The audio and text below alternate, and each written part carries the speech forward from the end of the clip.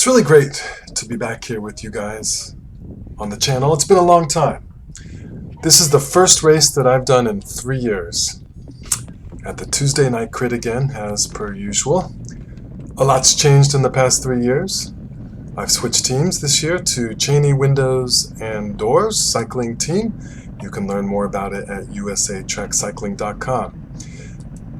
This is a club team that I'm on, and the elite team is essentially a domestic elite team that supports USA Track Cycling. So if you would like to be on a club team that supports USA Track Cycling, this is the team that I'm on. So here we are in the race. This is a Cat 3-4 race. And I came into this race with absolutely zero expectations. I guess I could go into a long story about why I haven't raced in 3 years. I'll just give you the short version. The short version is I wasn't interested. COVID happened. Also, I was out of shape and just wasn't mentally into it, wanting to do it. And part of the reason I changed teams was I just wanted something different, something to motivate me. And also I wanted to team up with the guy who runs the team, Ryan Chrissy. He also happens to be one of the promoters of this race, but Ryan is a Masters racer and he's really, really smart. And he was fun to compete against, and I thought it would be fun to compete with him. However, I'll just leave it at that. Ryan's not in the race today, so it's just me. I don't have a teammate in the race. The field size is about 18.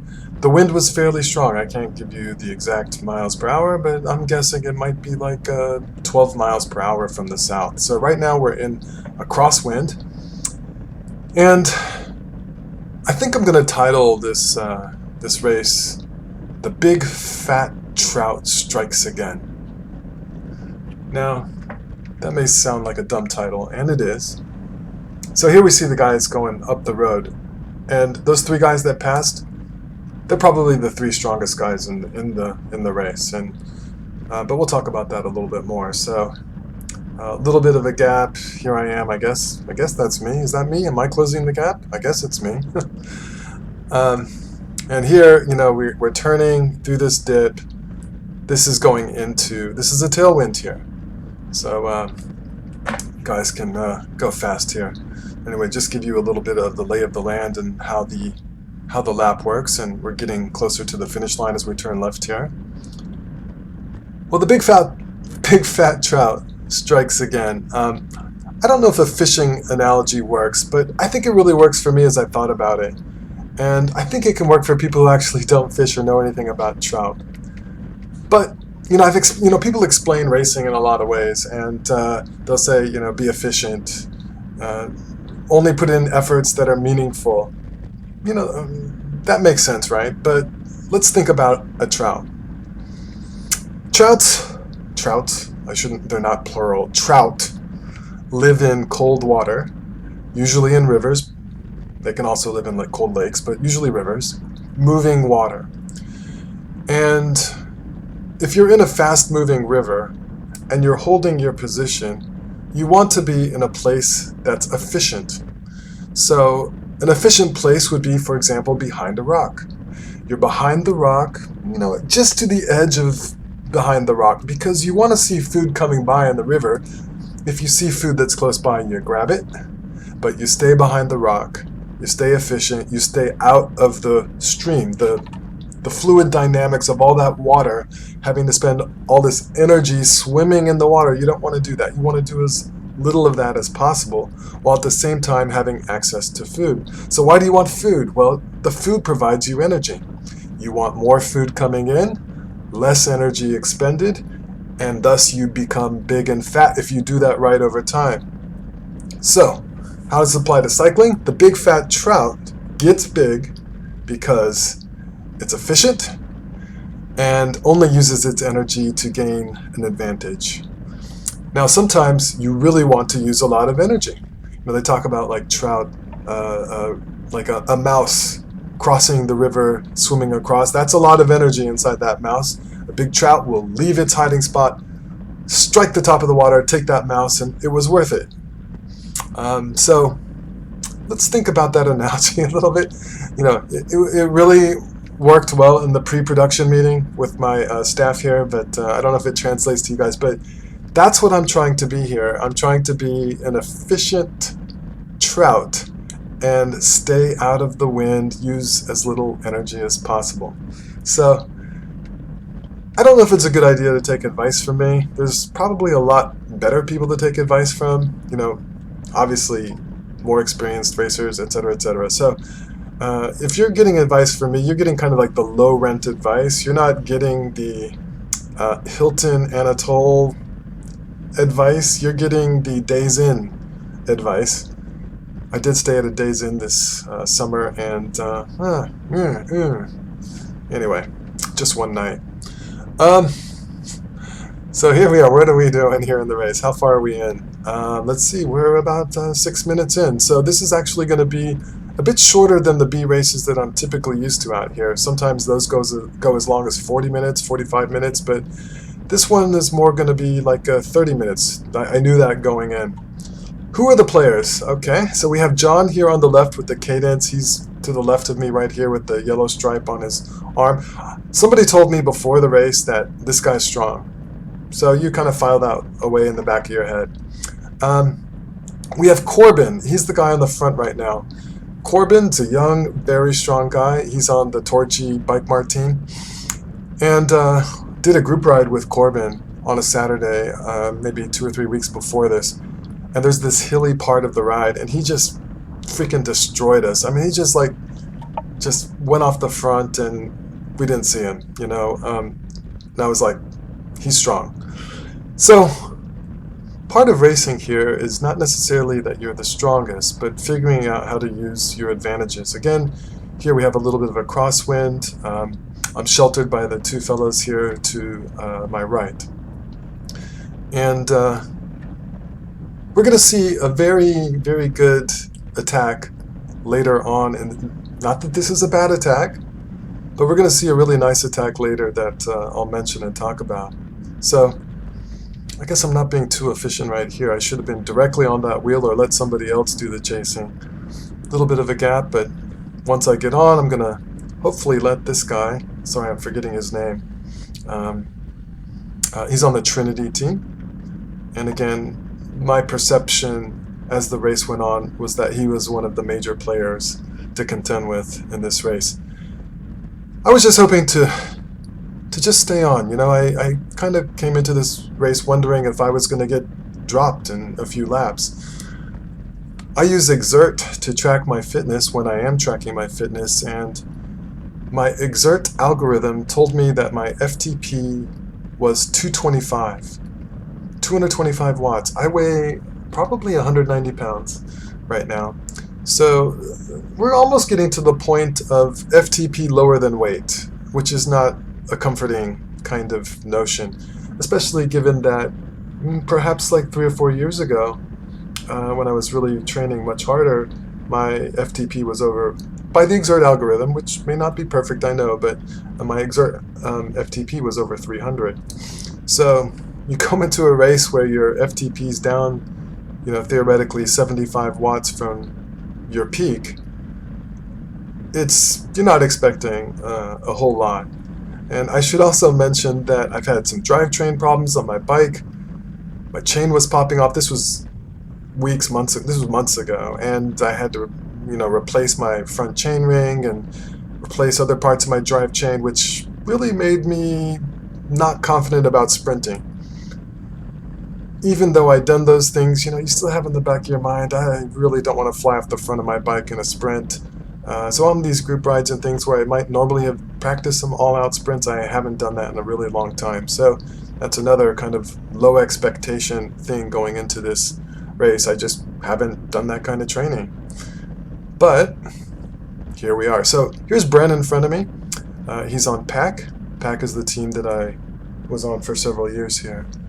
And Bren is a very strong, big horse here in this race. He's another one of the contenders that I'm going to be watching out for here.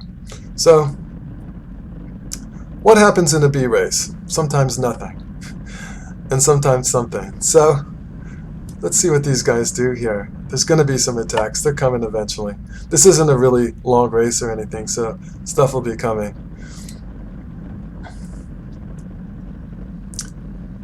Well, I should also mention that it is very hot during this race. I don't know the exact temperature, but I believe it was well over 100 degrees Fahrenheit.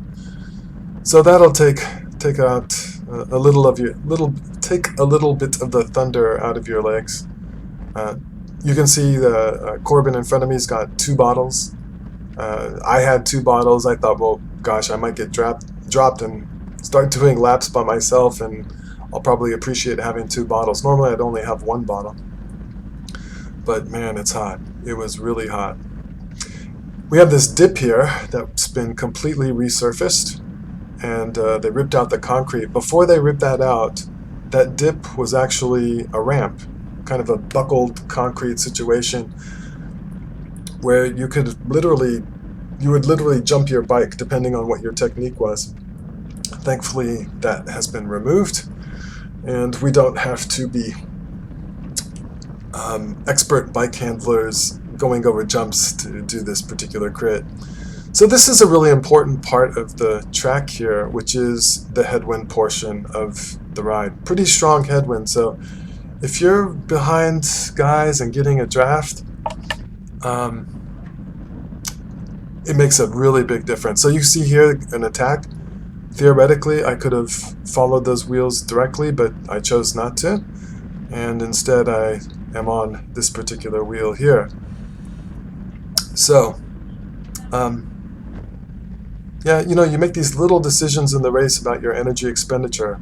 I probably saved a little bit of energy by making that choice. On the other hand, if those guys had gotten away and a big gap formed and they formed a breakaway and these guys in front of me didn't chase, or then I had to chase and use up all my energy, well then it wouldn't have worked out so well for me. So you could make a pretty good argument that I did not make the right choice because it was a little bit risky, and there wasn't, you can see this gentleman to my left going into the grass on that at the exit of the chicane. Yeah,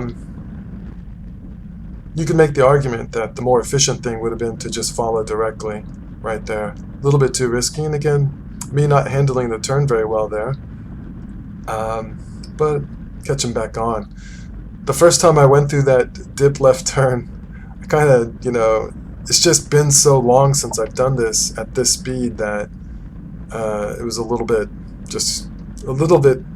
interesting to me. Like, I didn't handle it particularly well, but I think my confidence and my skills and muscle memory got better a little as time went on here. So I guess one thing that I really did well in this race was I didn't allow myself to get too far back into the field. Again, about a field of 18 people. So it's smaller, there's more space to maneuver, you're less likely to get boxed. But at the same time, it's probably good to be in the top 6, 7, 8 riders here, so that if the stronger people are closer to the front, and then there's some people that are like one skill level below that between you because you're in the back, well, there's more of a chance that you're going to miss moves, I think, in a field that is this small. All right. Again, through the headwind, me doing nothing. So, I forgot to mention this. I was going to talk about this. So, I was going to mention this at the beginning. One thing that's happened in the last 3 years, well, it happened recently this year, was that NorCal Cycling, his YouTube channel, I'll put a link in the description, he did commentary on one of my old race videos. So just to give you guys a little bit of background, he periodically says, go ahead, send in race footage to me and I might use it on my channel. And I always thought, well, that would be really cool if he did that. And I sent one in quite a long time ago. We're talking like 3 years ago. So we see Corbin make an attack here. There's a rider off the front. Corbin's putting in a dig to get back up, and me, I'm just chilling. It's not an easy effort right now, but I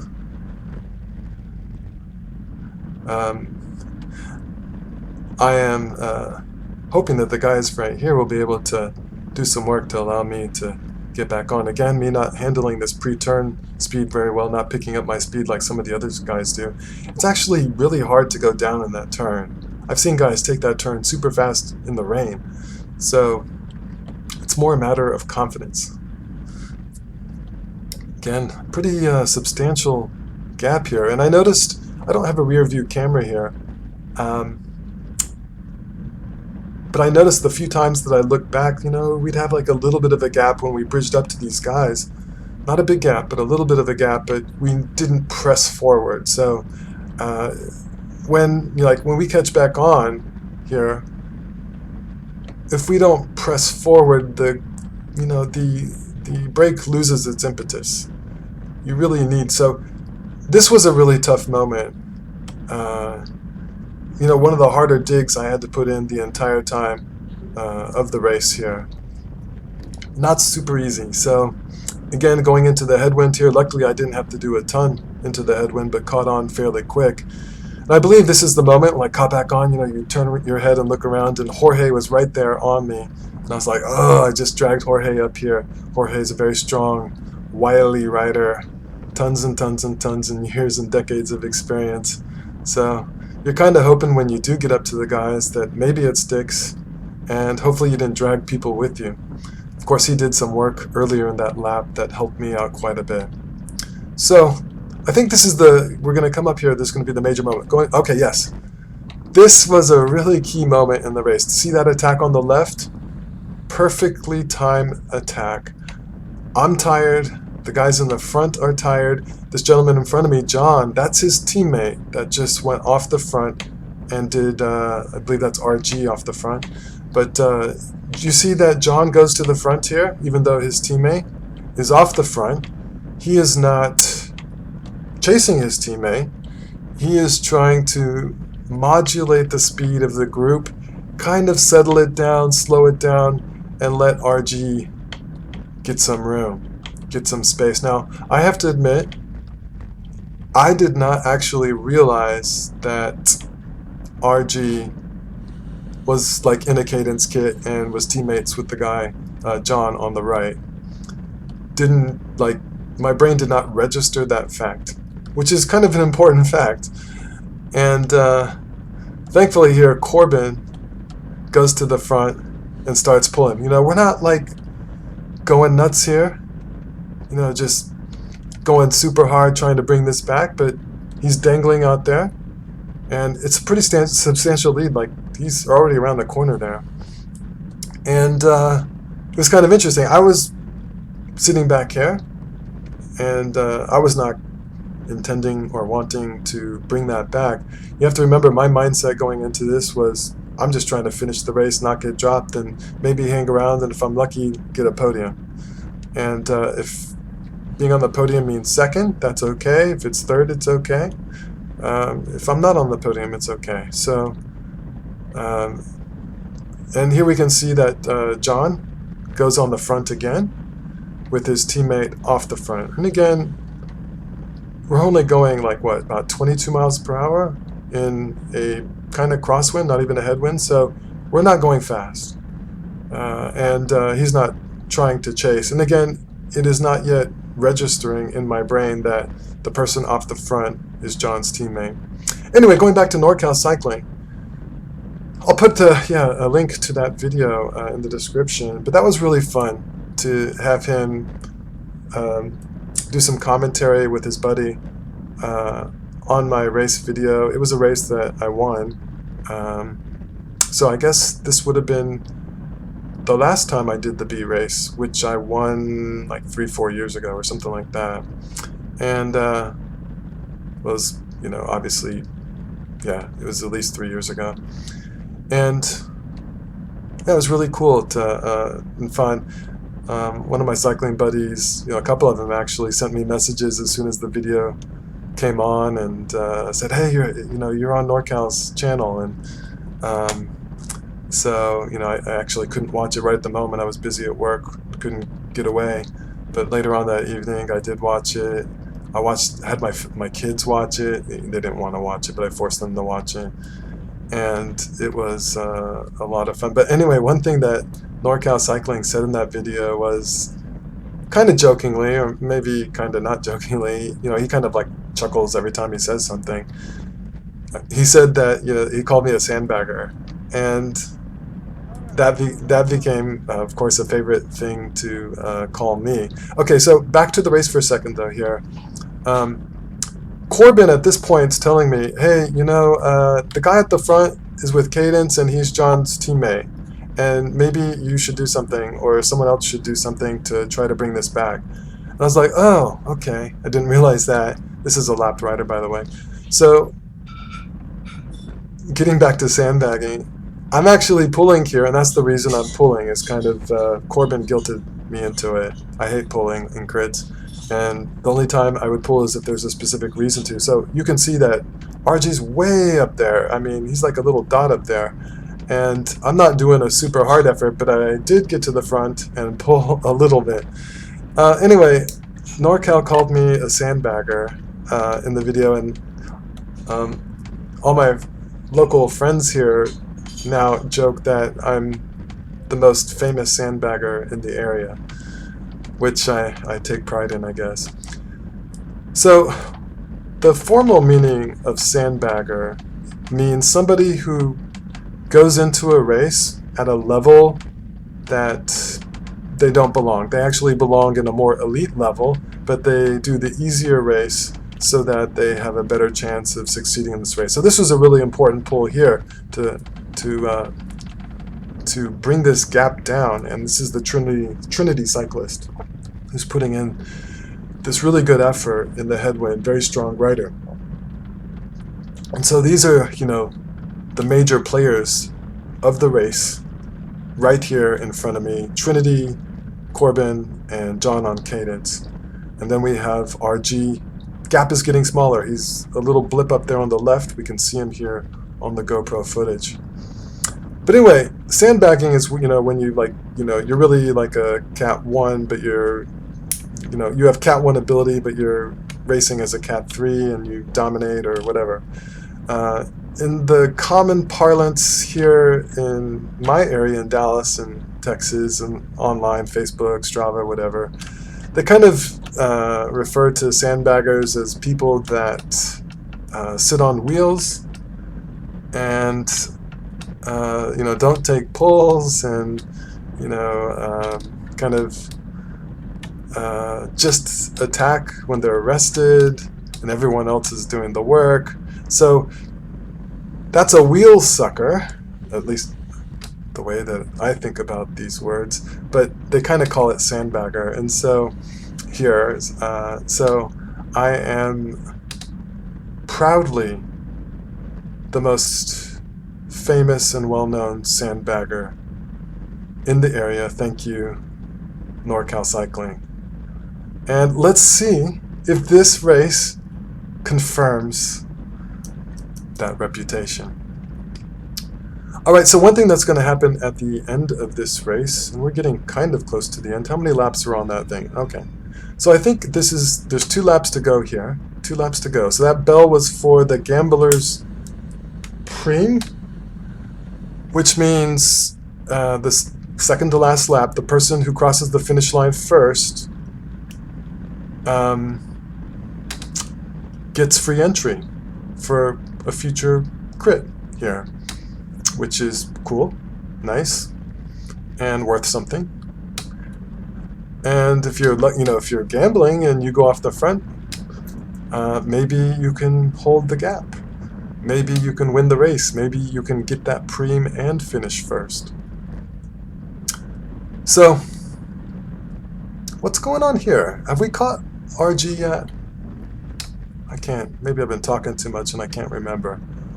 But here, we're going pretty hard here. We have Reunion Racing going to the front here, putting in a pull. I think RG's still up the road.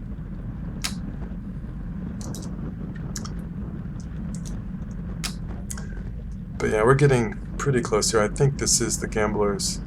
So, I decided that I would not contest the Gamblers Prime. That was my thinking going into this. You can see that I'm this was like gentleman's racing. Me and John here kind of I'd like to be over to the left a little bit. I suppose I could push, but this is kind of gentleman's racing, thankfully, where we're not gonna like, you know, butt our heads together, touch our handlebars. I'm gonna sacrifice a little position just to stay safe rather than trying to push out. So these guys, you know, they're thinking about this preem. I'm not. Again, I take that one a little bit better there. Not, you know, I shouldn't be leaving these gaps open. It's taking more energy to get on when you do that. So this is really important here. This is important. This is 1 lap to go as we get up to the line here. Gap is opened up in front of John. These guys are contending. Corbin is going after Trinity here. Corbin sprinting, and Trinity goes across the line first, captures the preem. Are they going to maintain this gap? John looks back at me and says, he's thinking, is anyone else going to close this gap? Is it all on me? Who's going to close the gap? Corbin is sitting up. He's waiting for the group. He is soft pedaling. Trinity is still going hard, but he's turning left into the headwind. Will John be able to pull him back? Is John waiting for someone else to do the work? Should John be waiting for someone else to do the work? Good question. I don't know. I don't actually know what's going on behind me. I don't have the rear view camera, and I didn't look back. I don't know. I had no idea. And I can't see in the shadows right now. We're going to see later in a shadow. There is definitely a shadow behind me.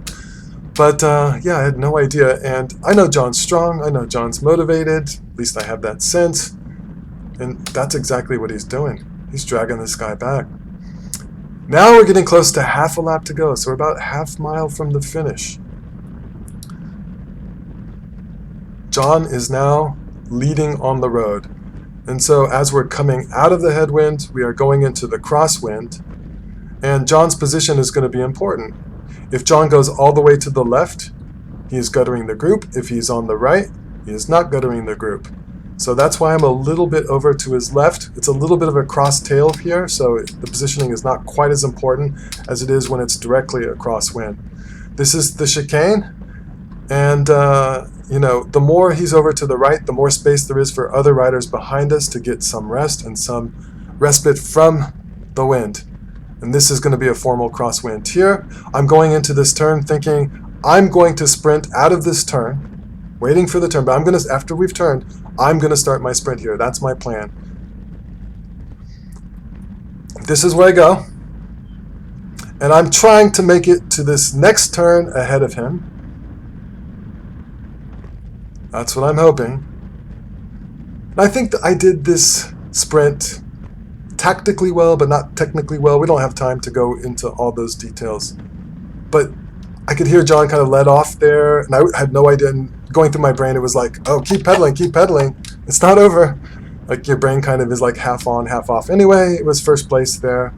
The big trout went from behind his rock, reached out, and struck.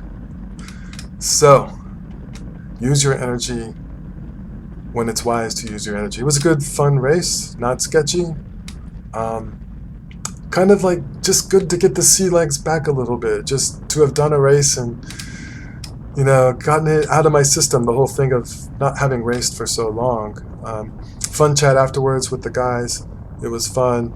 I was so dead at this moment. I mean, I just like couldn't even turn my legs over here. I was just fried in the 100-degree heat. But anyway, thanks for joining the video. Hope it wasn't too boring for you. I'm out of practice talking about these things. I haven't put videos on in a long time, so maybe those of you that are local, I'll see you out there on the rides or the races.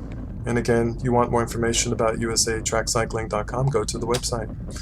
I'm not like a financial interest. You know, I'm not making money from it, but I'm part of, you know, I'm part of the team, supporting the team. So it'd be good to get some other guys on the team so I could here locally race with other dudes, other guys. It'd be fun. All right, catch you guys later. Bye-bye.